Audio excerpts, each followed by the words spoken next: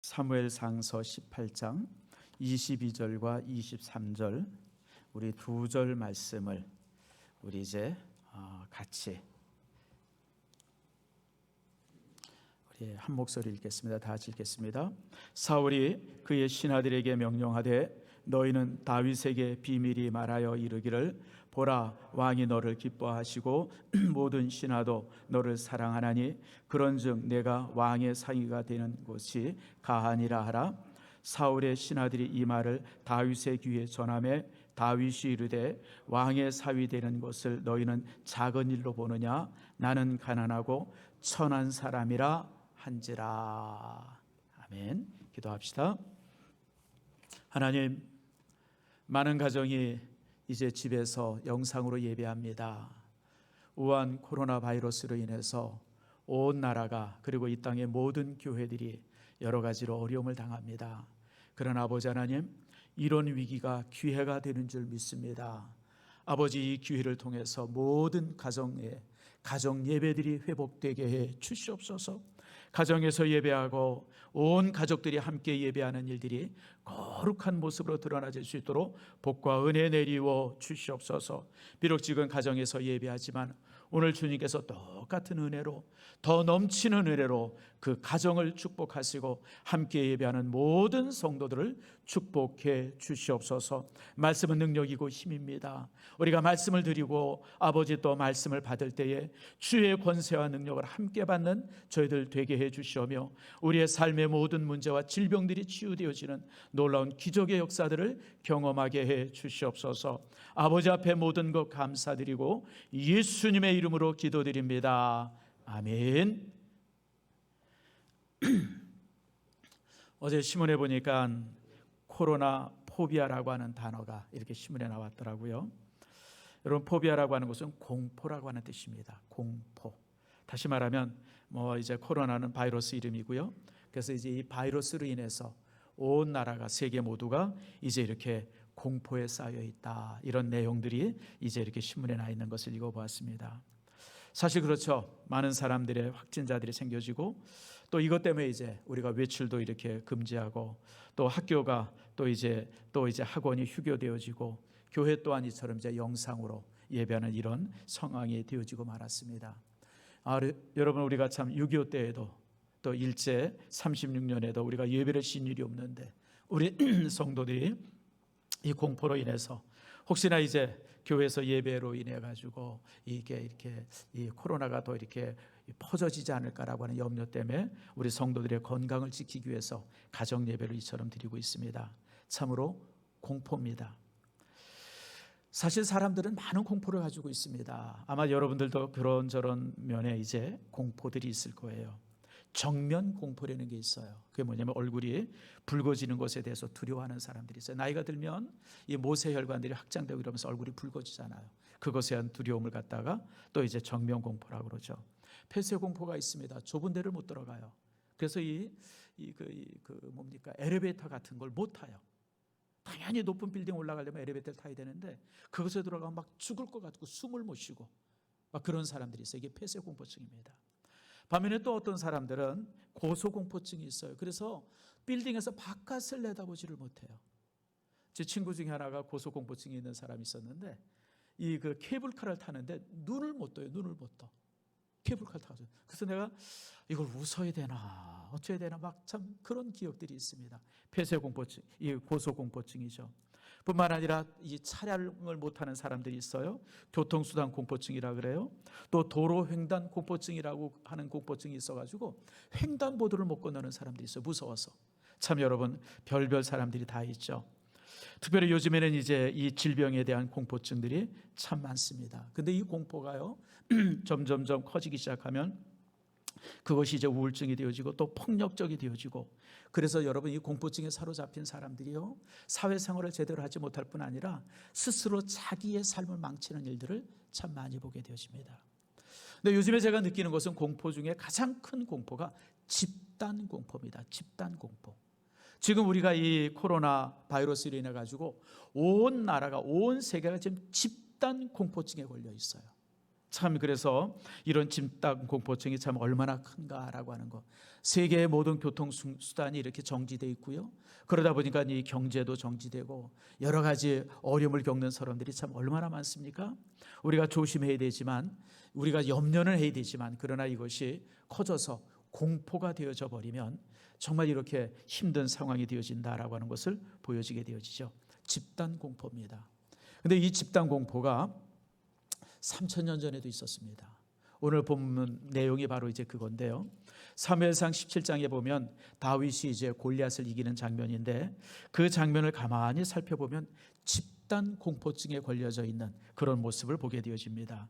여러분, 골리앗이라고 하는 장수가 소개되고 있는데 17장에 보면 키가 6규빗 한 뼘이라고 했어요. 6규빗 한 뼘.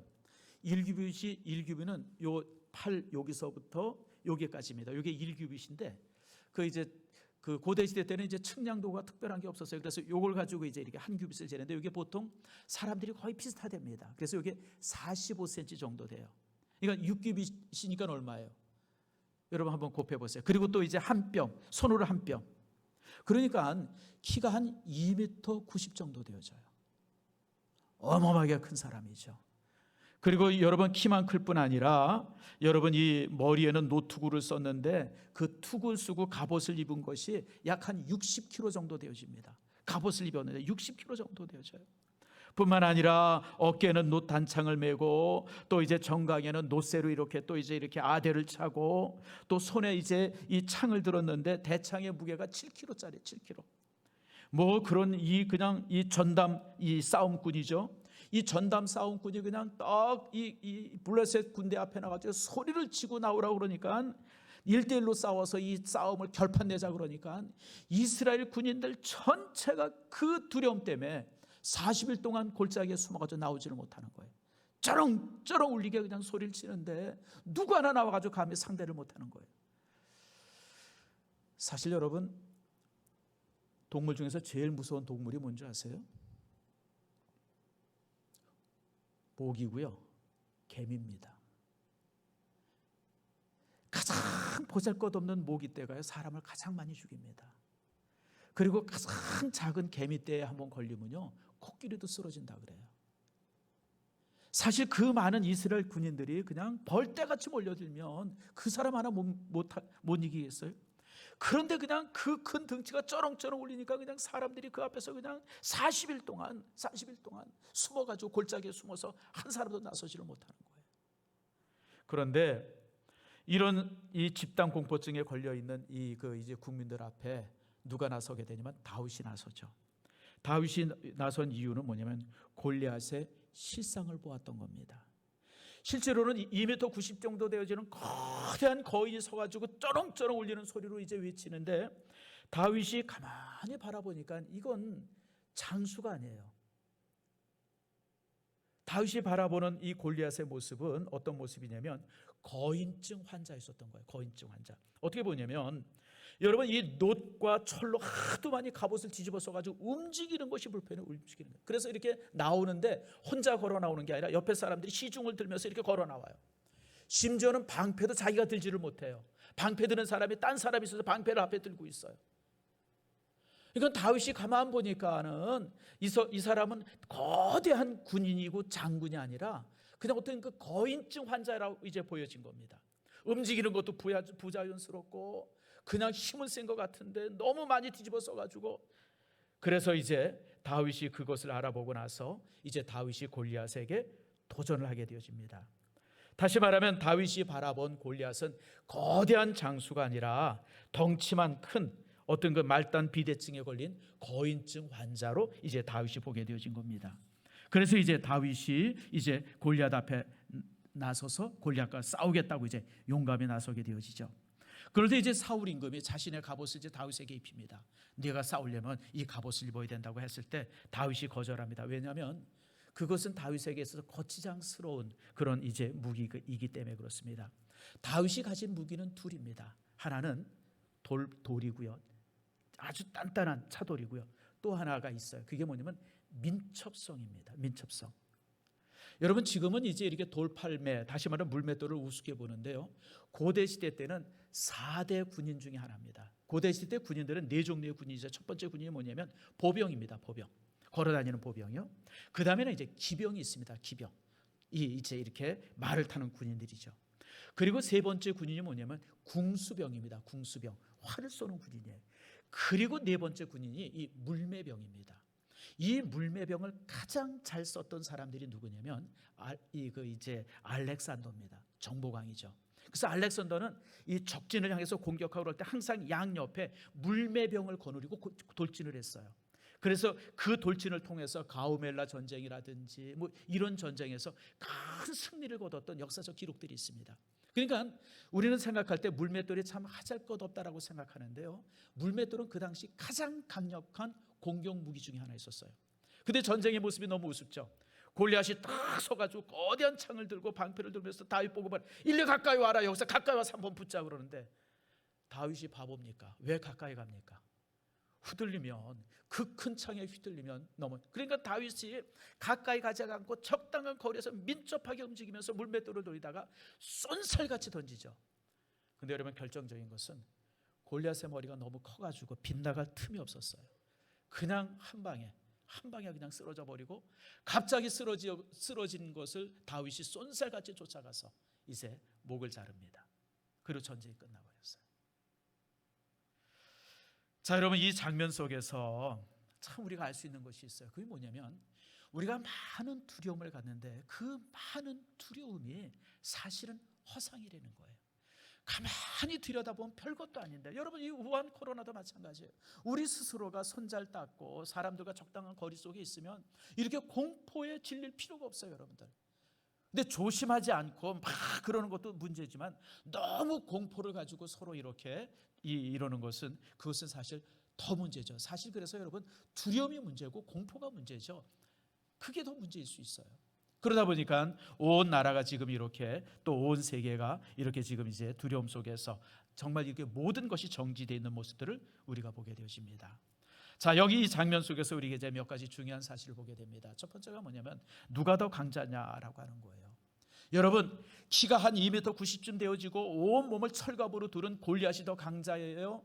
아니면 정말 이렇게 아무 무장도 하지 않았지만 그러나 아주 강력한 무기였었던 돌 5개, 그 다음에 아주 민첩함들, 정말 이 골리앗 앞에 섰던 다윗이 얼마나 민첩했겠어요. 나이가 적으니까 정말 여러분, 어떻게 생각하면 그냥 막 생쥐같이 다녔을 거예요. 누가 더 강자예요? 사람들이 바라볼 때는 골리앗이 훨씬 더 강자라고 생각하는데, 정말 이 객관적으로 살펴보면 실질적으로는 다윗이 더 강자예요. 다윗이 골리앗보다 훨씬 더 무서운 강자였다고 하는 거 여러분 기억하시길 바랍니다. 저는 제가 좋아하는 말씀이 있어요. 갈라디아서 6장 4절 말씀입니다. 갈라디아서 6장 4절에 하나님께서 우리에게 이렇게 말씀합니다.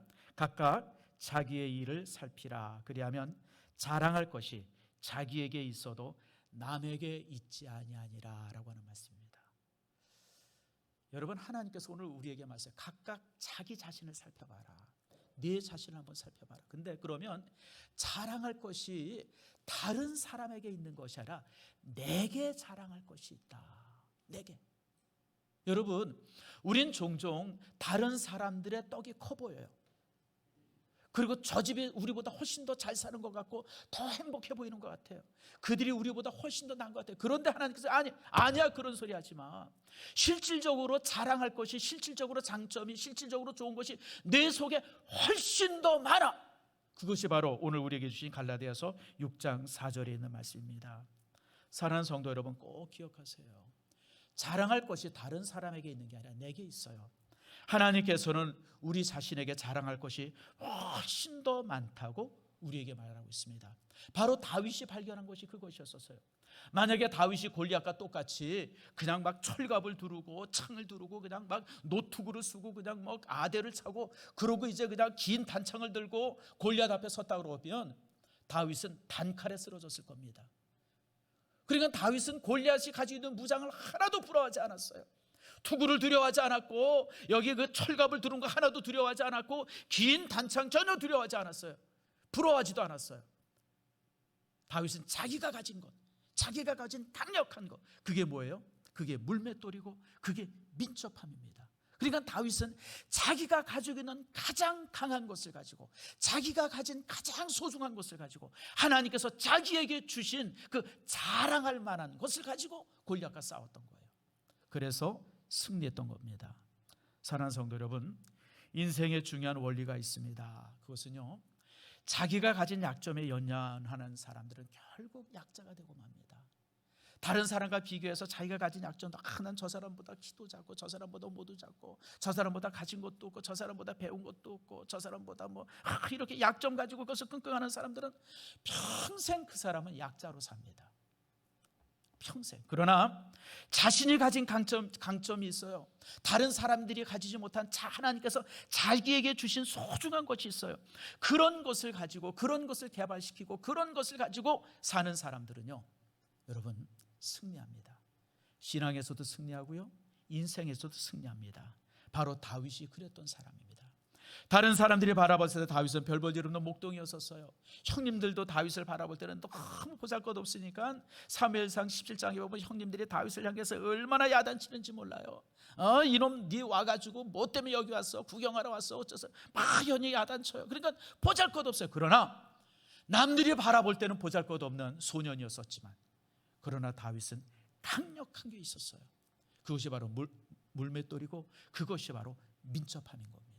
사랑하는 성도 여러분, 여러분 속에 있는 강점이 무엇인지를 끊임없이 찾으세요. 제가 종종 여러분에게 말씀드리지만, 우리가 약점을 고치려고 마음을 먹으면요, 평생 가도 약점을 못 고칩니다. 우리 안에 약점이 얼마나 많아요, 여러분들. 내 속에 가지고 있는 약점들의 숫자를 따지면요, 수백 가지, 수천 가지가 될 수 있어요.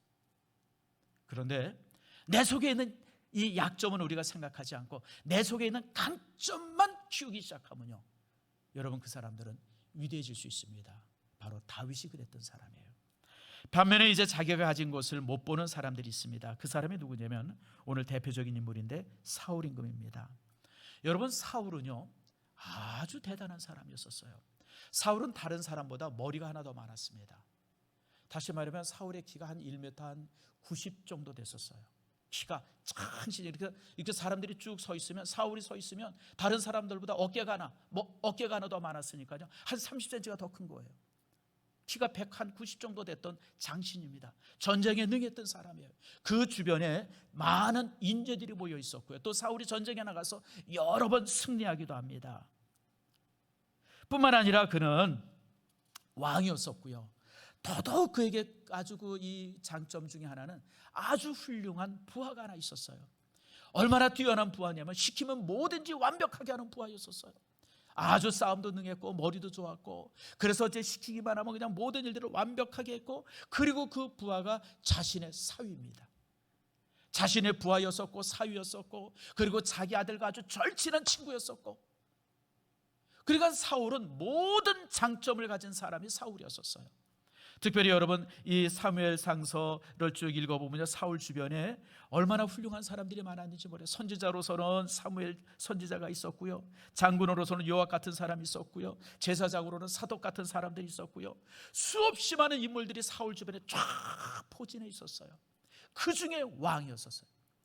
근데 사울이 자기가 가진 것이 이렇게 많음에도 불구하고 다윗을 미워하기 시작했어요. 왜 미워했냐면 다윗이 젊고 인기가 많았던 거예요. 여러분, 지금 사울의 나이가 50, 60이에요. 그리고 다윗의 나이는 20대 초반입니다. 사람들 앞에 나설 때 누가 더 인기가 많겠어요?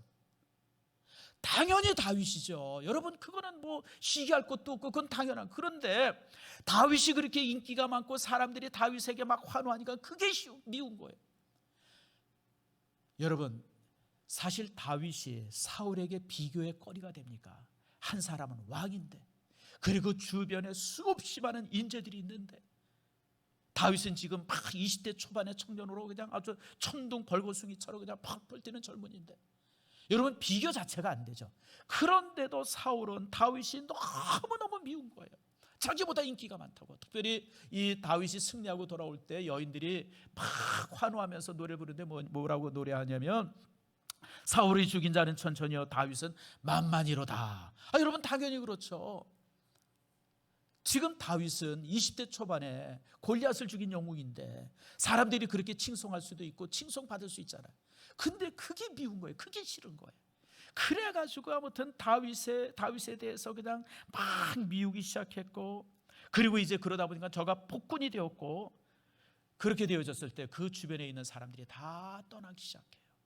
요압이 떠나고 다윗이 떠나고 사독이 떠나고 쓸만한 사람들이 다 썰물 떠나듯이 떠나기 시작하는 거예요. 참 저는 그래서 이 사울 임금의 모습을 바라보면서 참 가슴이 아파요. 세상에 저렇게 장점이 많은 사람이, 모든 것을 지닌 사람이 그 한 가지 부족한 것에 대해서 가장 미움을 가져가지고 결국 이렇게 모든 것을 잃어버리는 그런 사람이 되어지고 말아요. 근데 여러분, 사무엘상서 18장 10절 말씀을 찾아보세요. 10절에 이렇게 말합니다. 18장 10절에 그 이튿날 하나님께서 부리시는 악령이 사울에게 힘있게 내림에 그가 집 안에서 정신없이 떠들어대므로 다윗이 평일과 같이 손으로 수금을 타는데 그때에 사울의 손에 창이 있는지라. 무슨 얘기냐면 이 사울 속에 이런 미움과 어떤 그 열등감이나 이 분노나 이런 것이 있게 되어지니까 여러분, 누가 틈 타요? 악신이 틈을 타요. 악심이. 다시 말하면 사단이 틈을 타요. 사단이 틈을 타가지고 그냥 격렬하게 그냥 그를 미치게 만드는 거예요. 그러니까 사울 임금이 가만히 있다가도 다윗만 보면 그냥 미움이 있는데 그 미움 속에 그 사단이 역사하니까 그냥 그것이 그냥 막 폭발해가지고 다윗을 향해서 창을 던지고 다윗을 향해서 저주하고 이렇게 되어지는 거예요. 그래서 여러분, 우리 마음속에 있는 미움이나 시기나 열등감은요, 사단을 초청하는 초청장이 되어집니다. 여러분, 사단이요 아무 사람들 속에 들어가는 게 아니에요. 여러분들, 사단은요 문을 열어두고 있는 곳에 들어갑니다. 우리가 성령을 향해서 문을 열어두면 내 안에 성령이 임합니다.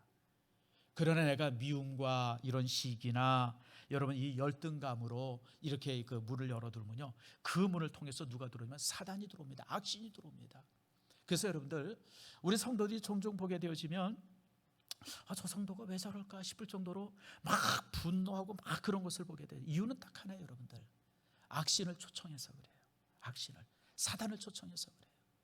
우리가 끊임없이 사랑하려고 그러고 용서하려고 그러면, 여러분 예수님 보세요. 예수님은 자신의 손과 발에 못을 박는 군조를 향해서도 그들을 용서하잖아요. 저들이 자신이 하는 일이 무엇인지 모릅니다. 하나님, 저들을 용서해 주세요.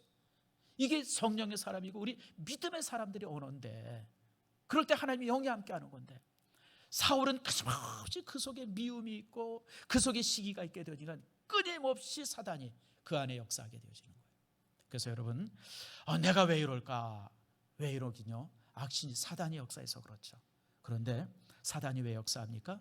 미움이 있기 때문에 그런 곳에 이제 이렇게 초청이 되어지는 거예요. 그래서 여러분들, 우리가 이런 정체를 알아야 돼요. 그러면 우리가 이런 공포나 두려움이나 미움들, 이런 것이 우리 인생을 망치는데, 그러니까 여러분, 사울같이 멀쩡한 사람도 다른 사람들을 향해서 미워하거나 자신이 가지고 있는 소중한 것을 발견하지 못하는 사람들은요, 결국 그렇게 무너져 버려요. 나중에 여러분, 사울이 얼마나 비참하게 죽음을 당합니까? 그것이 뭐냐면 미움 때문에 결국 거기까지 이르게 되어진 거예요. 시기 때문에 거기까지 이른 거예요. 천상천하 유아독전인 사람이 그 미움 때문에 자기 인생 전체가 무너져 버리고, 참 그렇게 이제 비참하게 끝나지고 마는 거죠. 그러면 우리가 어떻게 이런 두려움들, 어떻게 이런 미움들, 이런 갈등을 어떻게 우리가 이길 수 있을까? 오늘 본문은 우리에게 세 가지를 말합니다. 첫 번째가 말하면, 따라합시다. 하나님을 바라보자. 여러분, 사람 보지 마세요. 사람 보지 마세요. 사람들 보기 시작하면 우리는 자꾸만 우리 속에 갈등이나 미움들이 생길 수밖에 없어요. 여러분, 하나님을 바라봐야 합니다. 사무엘상서 17장 45절 말씀 보세요. 여러분, 골리앗 앞에 나가는 다윗이 뭐라고 소리치며 나갑니까? 너는 칼과 단창으로 내게 오거니와 나는 만군의 여호와의 이름 곧 내가 모욕하는 이스라엘의 군대의 하나님 이름으로 내게 나아가노니라. 다시 말하면 다윗은 어떤 상황 속에서도 하나님을 바라봤어요. 다윗은 하나님의 함께함을 바라봤습니다. 그러니까 믿음의 눈을 가지고 골리앗을 바라보니까 골리앗이 허상이라고 하는 걸 알았어요. 신앙의 눈을 가지고 하나님을 바라보면서 골리앗을 바라보니까 골리앗이 별것이 아닌 것을 발견하게 되어진 겁니다. 그러니까 담대하게 골리앗 앞에 나갈 수 있었던 겁니다.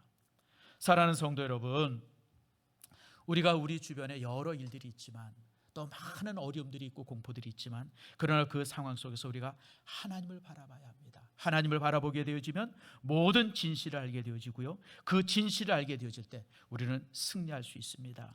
하나님은 모든 것을 하실 수 있는 하나님 아니십니까? 여러분, 예수님께서 뭐라 그래요? 마태복음 19장에 이렇게 말합니다. 사람으로서는 할 수 없으되 하나님은 할 수 있느니라. 여러분, 우리가 할 수 없는 것들이 얼마나 많아요. 여러분, 이 코로나 바이러스 사태 우리가 할 수 있는 게 거의 없어요.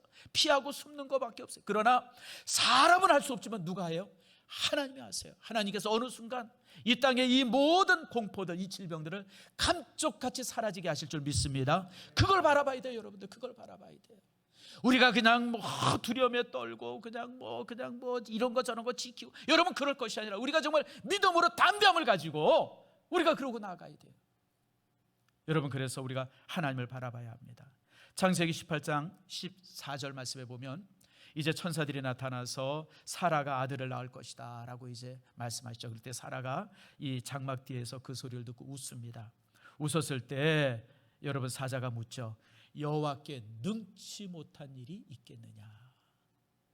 여러분, 지금 사라 나이가 89살이에요. 여러분들, 여러분, 뭘 할 수 있겠어요? 그런데 그래서 사라가 아이고 내가 뭘 할 수 있겠나 그러는데 하나님께서 그에게 물어보세요.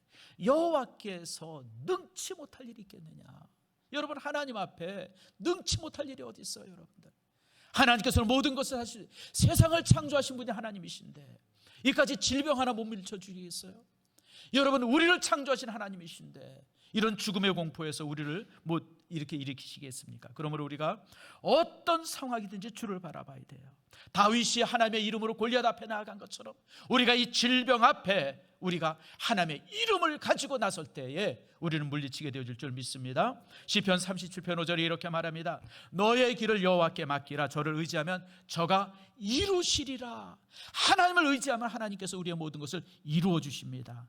시편 55편 22절에도 같이 말씀하시죠. 내 짐을 여호와께 맡겨버리라. 너를 붙드시고 의인의 요동함을 영영히 허락하지 아니하신다. 하나님께서는 여러분들이 요동치는 것, 여러분들이 흔들리는 걸 용납하지 않으세요.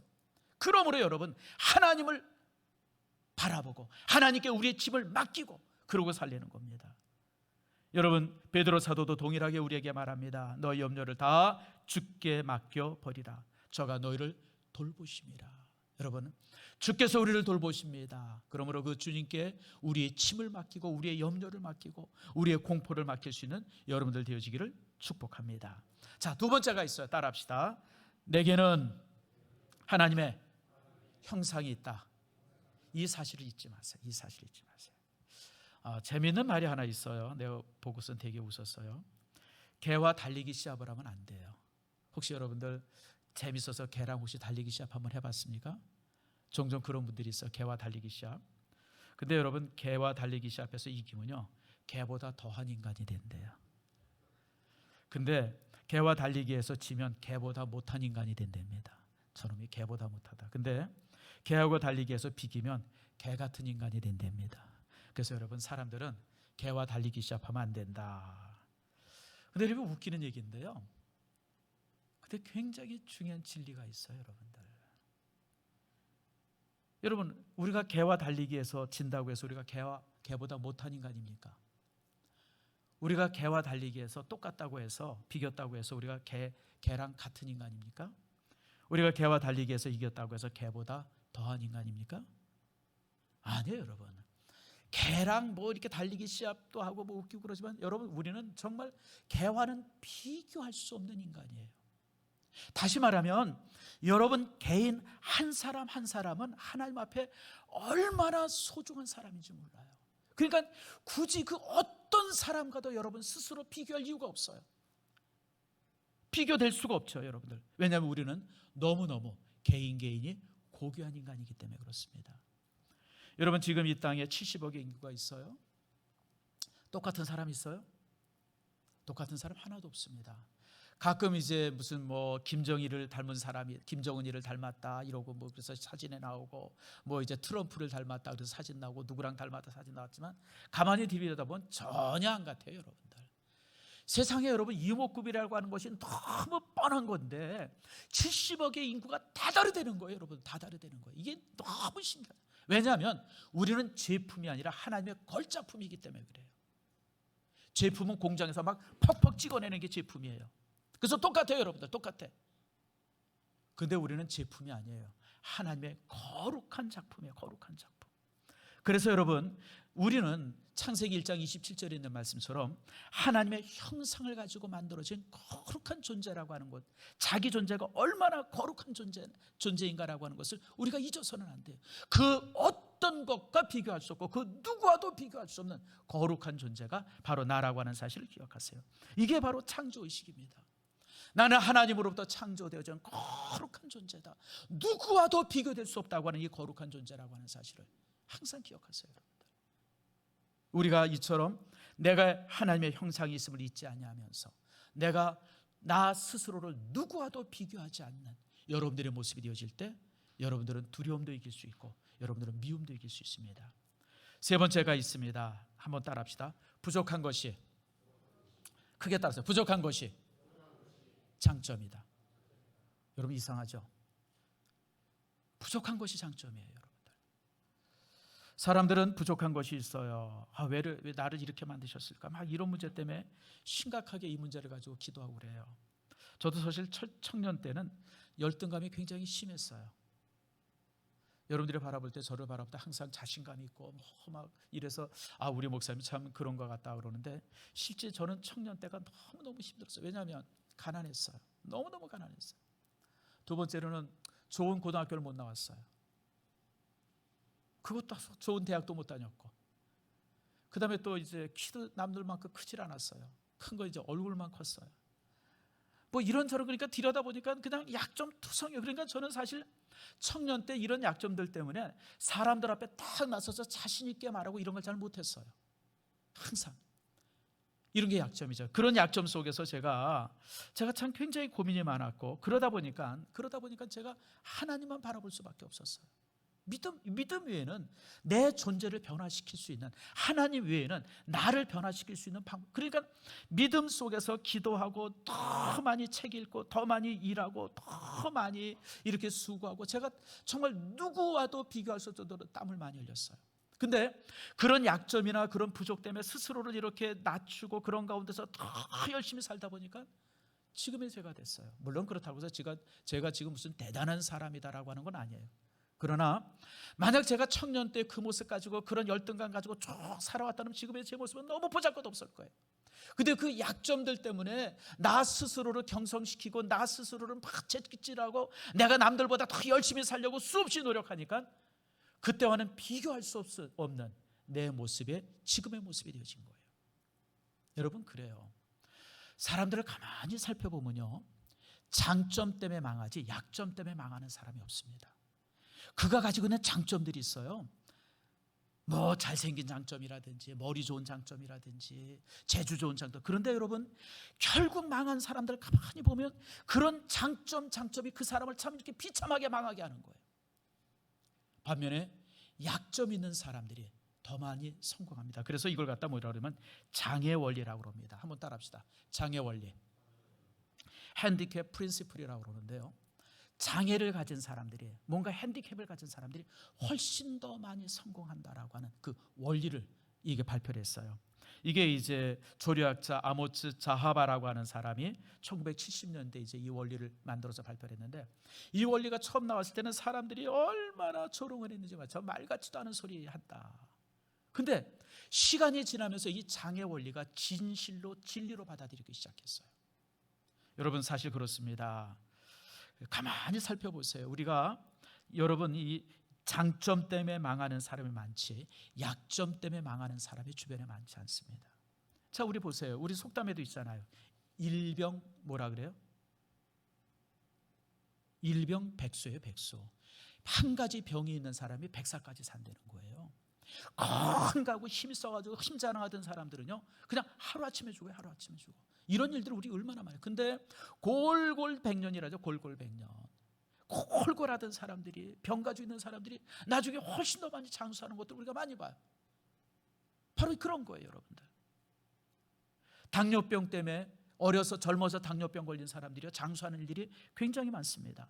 스스로 돌보기 때문에 그렇죠. 그래서 여러분들, 장애 원리라고 하는 것은 장애나 질병이나 이런 열등한 것을 극복하고 그런 극복을 통해서 정말 위대한 사람이 되어진다고 하는 말들이 그게 장애 원리입니다. 참 그런 일들이 많죠. 여러분, 제가 유명한 배우 두 사람 이름을 댈게요. 그 두 사람의 공통점이 뭔지 한번 알아맞혀 보세요. 아는 사람 하나도 없을 거예요. 제가 며칠 전에 책을 봐서 알아간 거예요. 톰 크루즈, 미국의 유명한 영화 배우죠. 임파서블이라고 하는 영화의 주연으로 나온 사람, 잘생긴 사람, 키도 크고 잘생긴. 성룡, 중국의 최고의 유명한 배우 하나 아니에요. 성룡, 뭐 취권이라든지 이런 영화에 막 나온 사람들. 중국의 영화 배우 중에서 최고 부자가 성룡이랍니다. 개인 비행기도 있답니다. 두 사람의 장점이 뭘까요? 두 사람의 공통점. 난독증 환자예요. 난독증이 뭔지 아시죠? 글을 이렇게 보면 글이 막 날아다녀서 글을 못 읽는 사람들이에요. 이게 난독증이에요. 실제 여러분, 5사람 중에 1사람 정도가 난독증의 증세가 있답니다.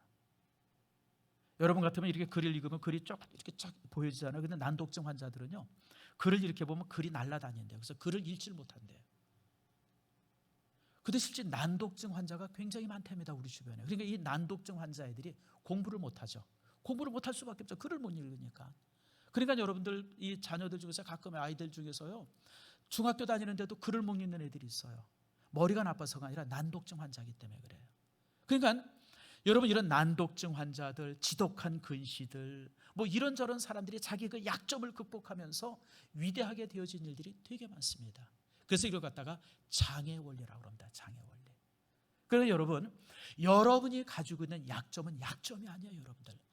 그래서 여러분들, 송명희 씨가 쓴 유명한 복음송가가 있잖아요. 공평하신 하나님. 송명희 씨가 어떤 사람이에요? 뇌성마비자 아닙니까? 우리가 사진 보잖아요. 그 사람의 모습을 가끔 보잖아요. 여러분, 정말 그 휠체어 타고 다니고 이 말하거나 이런 걸 보면 그냥 정말 이상한데, 그분이 복음송을 작사를 했는데 그 작사의 제목이 공평하신 하나님이에요. 하나님께서 나를 저주로 만들었다가 아니라 하나님께서 나를 이렇게 만드신 것이 공평하다는 거예요.